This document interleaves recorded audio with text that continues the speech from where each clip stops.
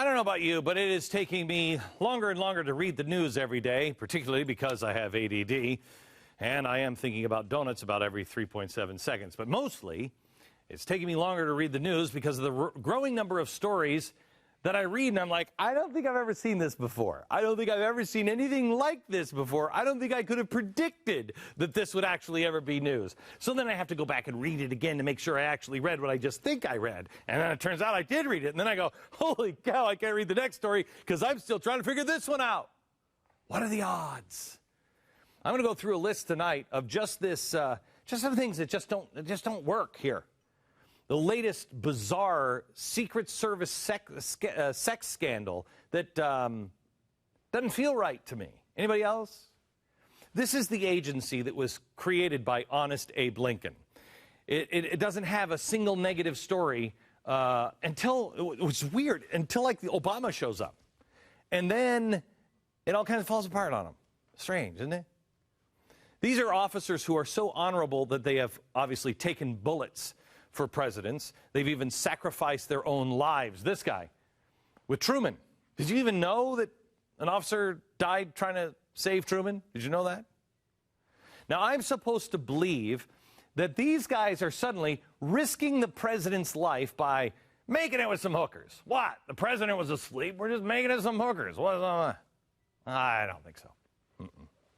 Because on top of them just being dirtbags and making it with hookers, they're making it with hookers in a foreign country. That doesn't sound like you should do that. You know what I mean? Just for, again, the president's safety. Are they dumb enough to risk getting caught over literally $47 sex? Come on. Come on. If you believe that, I tell you what, somewhere around here, I think I have some 2012 campaign swag to sell you. I don't. Not happening. So what's really happening here? Well, there's two solutions, I think, two possibilities. One, it's a setup. And this is a bad thing. Second one, not too much better. We'll get to that one in a minute. So, number one, it's a setup. Now, I want you to do something for me and go way out on a limb. And just for argument's sake, because we know this is never happening. But let's just say, hypothetically, you know, that the Obama administration is just overflowing with radical Marxists who in the 1960s were the ones calling the cops pigs and calling the troops baby killers and thugs and stuff like that. No, there's no reference here. This is just, I'm just making this up, okay? And these guys back in the 60s, hypothetically, were, you know, just full of contempt for anybody in power. Kind of like this guy. This guy here is, he's great. Was that Bill Ayers? We've got a militarized society. It's become so common sense that getting on the airplane coming out here, the first thing they said was, let all the you know, uniformed military get on first and thank you for your service. And I said, as I always do, let's let the teachers and nurses get on first and thank them for their service. I mean, why is it everything military has got to be good and everything that has to do with actual work, real work, not jobs, real work for people? That stuff gets discouraged and marginalized. Yeah, he's so right. He's so right. First of all, Ann Romney never worked a day in his life. And the soldiers, the military, the police, that's not real work. No. Okay, now let's just say people like that or who agree with them are in charge. I know, it's like a cartoon to even think that way. What is the best way to discredit those you despise? Those evil occupiers, you know what I mean? Because you can't come out now, because you've got to keep the American people with you. You can't come out and say, oh, they're pigs. No, you can't do that. You could let the people that work with you in the park, like, you know, like where he was talking, you can do that, but you have to be above that. So if you can't call them names, I know, you could set them up. You could make them look bad. Now think about this. Before Obama, do you ever remember seeing a Secret Service scandal? Because I couldn't think of one. Secret Service scandals, we looked them up. And the thing we found was in 2007, 2 Secret Service officers were injured in an accidental shooting at the White House. One of them shot himself in the leg. That was it. That was it. The incident occurred in a security booth at the Southwest Gate. Can somebody else Google this? Because I don't find any scandals with the Secret Service. This is a trusted institution. Now, how about since President Obama took over office? This is why I'm having a hard time reading the newspaper, because I keep reading back and go, I don't think I've ever seen this before. This is completely new. For instance, over the weekend, we learned about a supposed massive sex scandal where not one, not two, even though it is 1-1. No, you don't have that. It's 11 Secret Service members, many of whom, the media quickly reported, are married. And 5 U.S. military personnel, I think they were in the Air Force, they were also involved. Okay, that's 16 Secret Service and Air Force personnel. They got busted because one of the married agents had a disagreement with a Colombia prostitute. That happens all the time with my Colombian prostitutes. Now, by the way, prostitution is legal in Colombia so long as you are, and I'm not kidding you, in a tolerance zone. The argument this Secret Service agent was having was over $47. Okay. He allowed it to escalate all night long. Okay, really? And he's like, I'm not paying you my $47 until 7 a.m. when the guests are supposed to leave the hotel. That's when the hotel staff investigated, and that argument was still going on between our Secret Service agent and $47. It kept going until the police came and filed a report. Really? The Secret Service agent who's married wouldn't pay the $47? He's going to lose his job. He's got trouble with his wife. He wouldn't pay $47. Wow, do I have a hard time buying that. I find that extremely difficult to believe. Really? A Secret Service agent could be this stupid.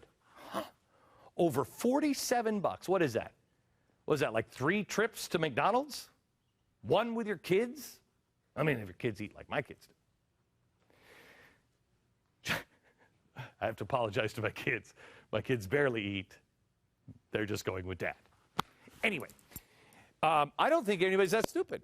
I don't think that happens. Although John Edwards did cheat on his cancer-stricken wife with this lady, and so I guess anything is possible, but I think it's a long shot when it comes to the Secret Service. But this incident isn't the only one under Obama. Remember, I asked you at the beginning, how many Secret Service scandals can you remember? I couldn't remember anyone. But we went and we Google searched. We found the one of the guy shooting his leg. Got it. That's it. But now we have the sex scandal with 11 over $47. Don't you think maybe he could have knocked on the door and went, hey, I'm going to get caught with my hooker. Could you pay the $47 for me? Can I borrow it? Yeah. Here's scandal number 2. Do you remember this one? In President Obama's very first White House state dinner, very first one, 2 uninvited guests, the Salahis, they just showed up. They're like, what?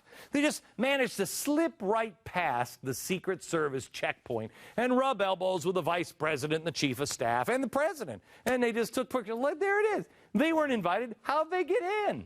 How'd they get in? How'd that happen? Laughing it up with the foreign dignitaries and then posted it all over Facebook. They weren't even invited.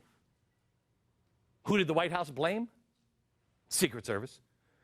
Yep, the Secret Service, who, quote, did not follow proper procedures when it came to enforcing the guest list. Really? Because I don't think I've ever heard that before. Really, ever heard the Secret Service going rogue and letting strangers who aren't on the list just waltz in and hang out with a VP and a president. I've never heard that. Have you? Pretty embarrassing, though, huh? Kind of makes the Secret Service look incompetent. Stupid. Like they're trying to get the president killed or something, you know? Yeah, what would you expect? Remember how many times they've done this? Okay, well, once there and the hookers kind of helps anybody who has they're all just pigs. You know, the pig-hating radicals of the 1960s. You know, the ones who took off the tie-dye and just put the tie on, and now they're around this administration. That would help them, but makes the Secret Service look bad. But it's just those 2, right? Oh, no, actually it's not. Just over a week after launching the official Secret Service Twitter account, they accidentally sent this tweet out. Secret Service had to monitor Fox for a story, can't deal with the blathering. Really? Oopsie, did we say that out loud? The agency responsible for preventing the counterfeiting of U.S. currency and all forms of major fraud in the U.S., they can pick out one single pixel that's out of place in a fake $100 bill. But I can't figure out how to use Twitter. Shouldn't have put that up there. Really? Looking stupid again. That's 3 times in just this administration. 1 since Abraham Lincoln to now 1. 3. Now, that story, likely being mentioned in a tweet, incidentally, was another one that made the Secret Service look bad. 13-year-old kid, middle school student from Tacoma, Washington, abruptly yanked out of class and interrogated by Secret Service agents without waiting for the child's parents to arrive. Because you know them, they're thugs. Why did they do this? Because he posted his Facebook wall, and since Osama was dead, he posted that he should take precautions because there could be suicide bombers.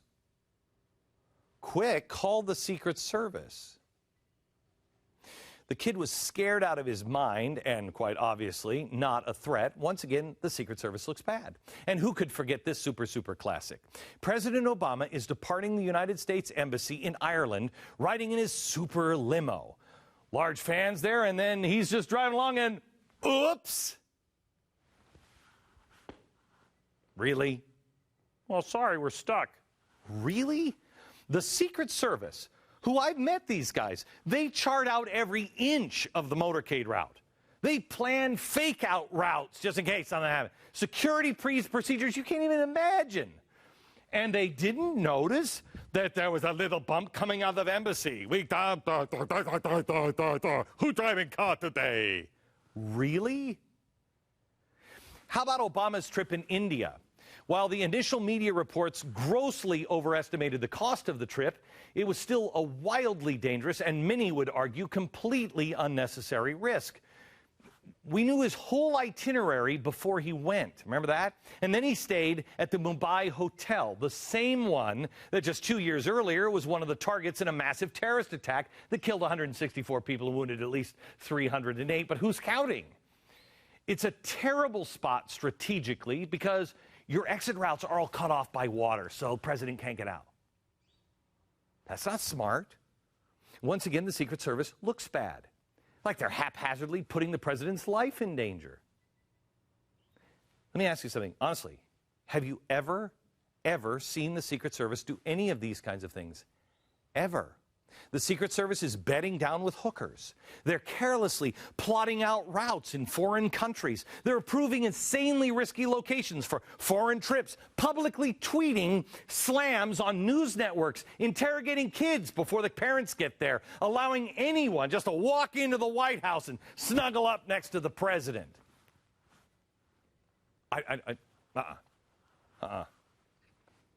Oh, and then the 11 hookers.